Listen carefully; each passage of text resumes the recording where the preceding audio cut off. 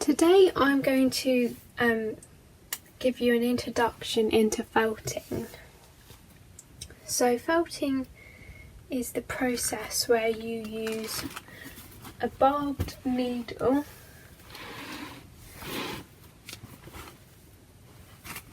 such as this one here. So this is a felting needle. So this is a felting needle, and it has little hooks on this end part, and you use the felting needle to poke into wool, such as, well, sheep wool, like for example like this wool here. So, and then what you end up with is little decorations. Things that you need felting for any beginner is, one is the felting mat. So I'm going to give you some examples. So this is a foam felting mat, or you can also get this type here with the bristles on them.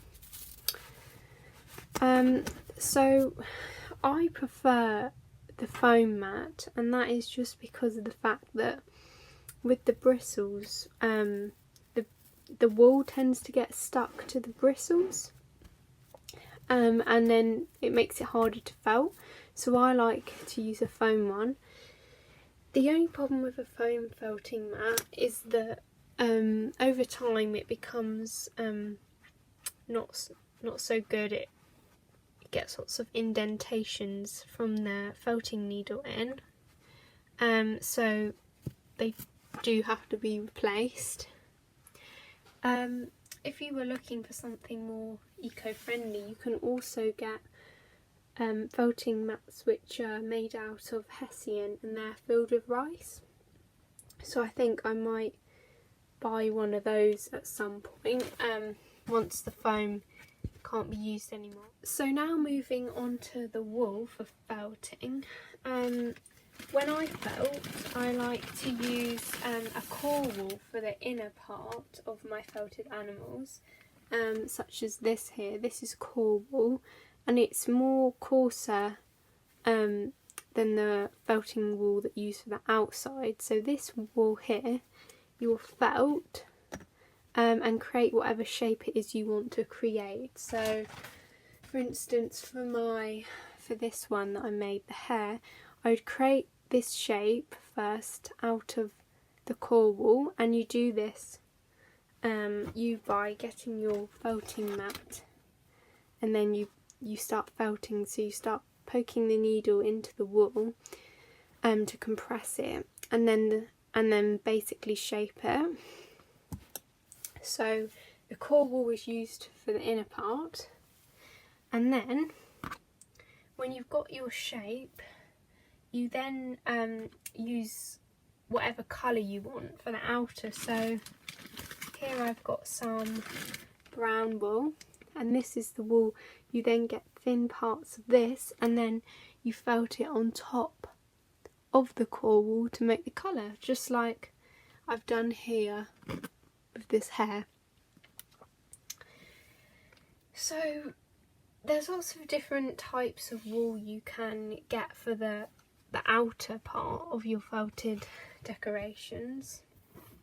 So the first type is merino wool, and it can be quite fine, and here is an example of merino wool. It's quite soft. With merino wool, it's good for finer details. So for instance, with my rabbit holding a carrot, it's good for these details of the feet here.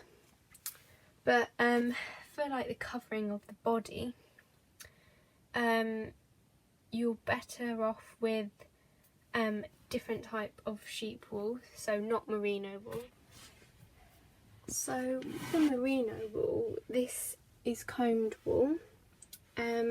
This is actually merino wool tops, and because it's combed, it means it's been washed, and the strands are all lying in the same direction because it's been combed that way.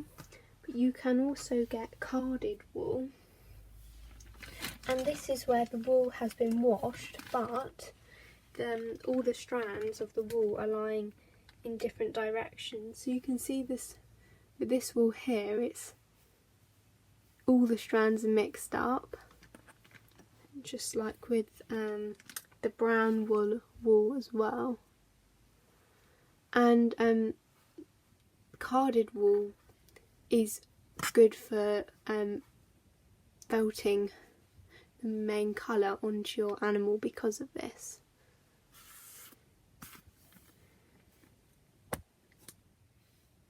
So you can get lots of different types of felting needle, and